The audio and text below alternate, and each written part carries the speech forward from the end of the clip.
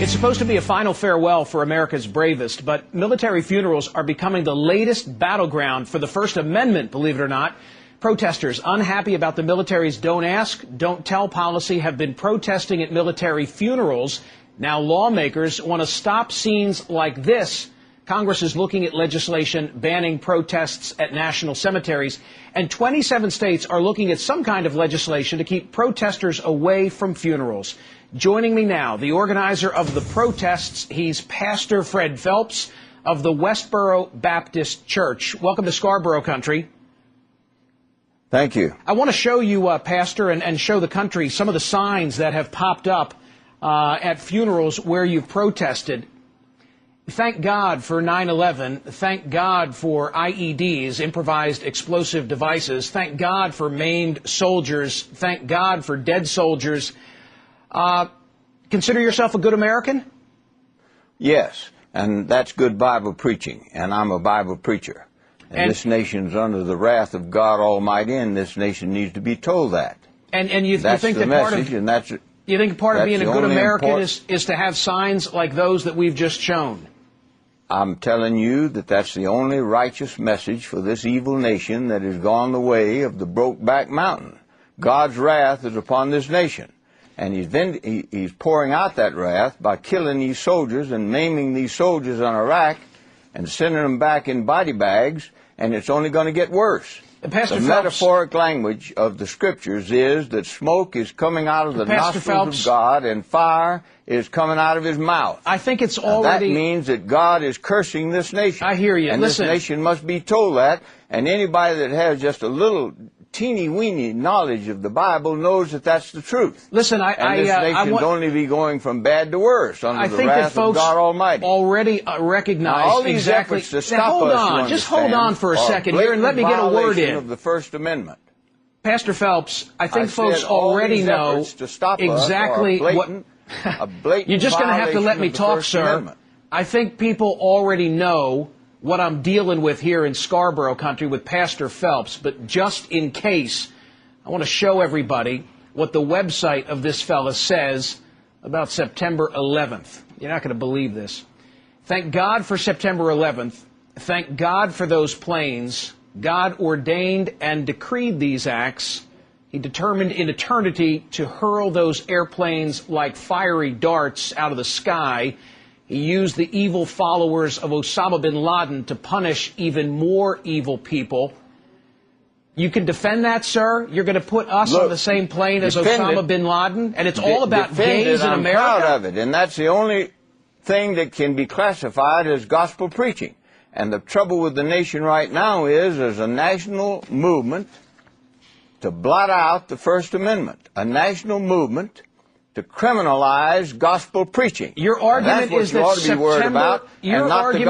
September 11 occurred so that God could seek retribution against the United States because we've become supportive of gay rights.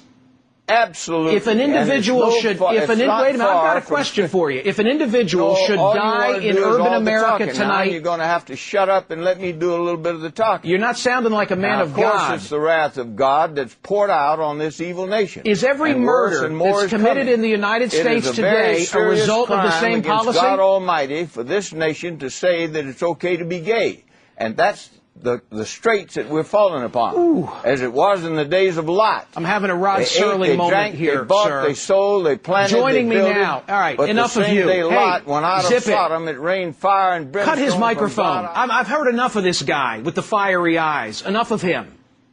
Now, joining me on the phone from Michigan, someone far more sane, a state representative by the name of John Gleason. He's sponsoring some legislation that would put a stop to these protests. I think it's grotesque. And Katie Yeomans, her husband's funeral was actually victimized by one of these protests. Mrs. Yeomans, let me start with you, and I apologize for our technical issue. I wish we could show you on camera. Ma'am, would you tell us a little bit about the loss of your husband and what happened at his funeral? He gave his life for his country, true? Yes, he did. We were at the funeral. We were told earlier in the week that we would have protesters at the funeral. Basically what happened, the community came out, the Patriot Guard, and showed their support and shielded us from the protesters. How close did they get? Within 50 feet, probably. You know, ma'am, I don't believe in anything that those people claim to stand for or represent, but I'm obligated to play devil's advocate, truly devil's advocate, and at least offer you this question. Some would say that your husband gave his life so that they would have a First Amendment right in a circumstance like this. To that argument, what would be your response? There's a time and place for everything. There is a right to protest and everything else, but a funeral is not a time to do it. A funeral is time to mourn, pay respect, and to celebrate the life of this American hero.